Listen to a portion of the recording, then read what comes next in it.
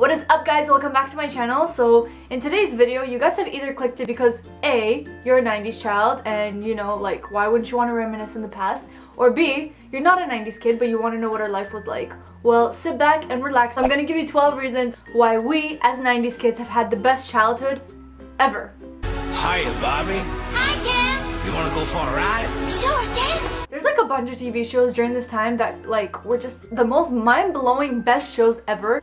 Friends. How you doing? Come on, guys, this is like the show that pretty much taught us what friendship should be like. Everybody knows I'm like obsessed with Friends, but other than that, Friends just gave us all respect towards friendship. Just because a bunch of people have a bunch of freaky deaky personalities does not mean that they cannot get together and form the most incredible friendship ever. Up to today, people who only started getting into Friends started loving it, and I'm like, you know, that's from the 90s. That's when we started watching it. Those Friends are goals.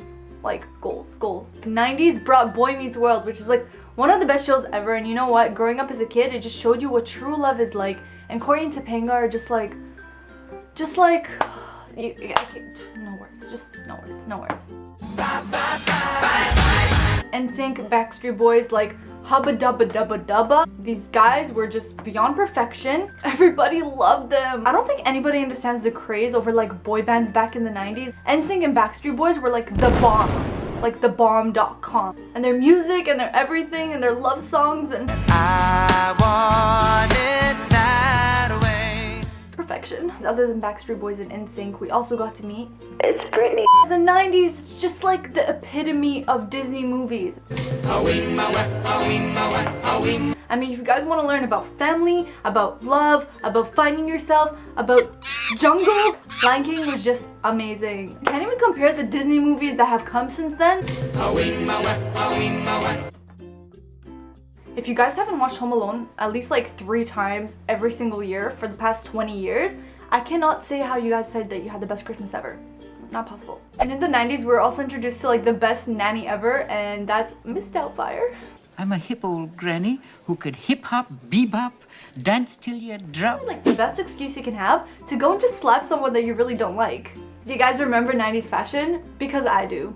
I was so cute with those butterfly clips all up in my hair. So everybody had their like typical casual everyday butterfly clips that were like made of plastic, and then you had those like really fancy high-class bedazzled ones with a bunch of jewels and sparkles and everything that you know you would only save them for special occasions. Chokers, I mean, I have so many. These are like totally making a comeback, so you know there's not much to say about it other than the fact that they're awesome. Guys, remember those like little necklaces that look like pasta noodles? The puka.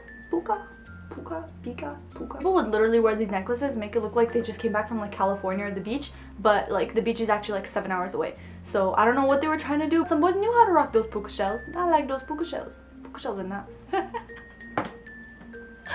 Frosted tips. Like then everybody cool had frosted tips. Got Justin Timberlake, Ryan Seacrest. I don't know, all these frosted tips had like the whole bad boy image, and you know what? Some guys just like hello, you got them frost tips, huh? Hey. Something else from the 90s that's making a comeback, them overalls. And you know what? To make yourself cool, you let down one strap. You one strap it and then you become the cool kid of the class. Love them then, love them even more now. If your parents aren't gonna buy you a pet, instead they bought you a Tamagotchi. And you know what? These little things just gave you this essence, like you have a responsibility for something. And you know what? As an 8-year-old, that's something that every kid felt like they needed. So I literally played on this thing all day. Oh my god, it's an egg! And then once the egg cracked, it's like all of a sudden you have this newfound joy, like you became a mother to something. This little thing became my priority. All of a sudden when people would be talking to me, I'd be like, nuh-uh, I'm not talking to you. I gotta feed my Tamagotchi baby. It was totally like the best day in your life when you got one of these. And then all of a sudden your mind just flows with creativity and you're like, oh my gosh, I'm gonna become an artist and I'm gonna create pictures and I'm gonna create paintings for my parents. And it was like literally the best expression of creativity in the world. Like when you got this thing, you'd be like, okay, that's it. Now I'm ready to be like Pablo Picasso. And you know what? My paintings did kind of look like his. And our best form of exercise? So skip it, new and improved, skip it. The skip it.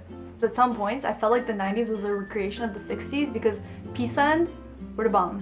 Peace.